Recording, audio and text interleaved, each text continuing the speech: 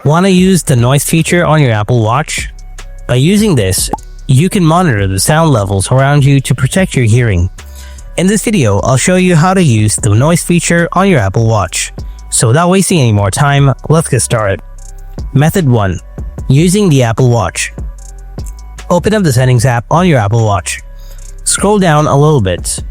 After that, tap Noise. Scroll down, tap Noise Notifications. Now choose the decibel level at which you want to be notified. Off, 80 decibels, 85 decibels, 90 decibels, 95, or 100 decibels. The app provides information about the potential impact of prolonged exposure at each level. Go back, now tap Environmental Sound Measurements. Here, you turn this feature on and off. Method 2. Using phone. Grab your iPhone. Open the Watch app. Scroll down a little bit. After that, tap Noise. Now tap Noise Threshold. Choose the decibel level at which you want to be notified. After that, go back. Here you can turn on and turn off environmental sound measurements. And that's it. This is how you can use the noise feature on your Apple Watch.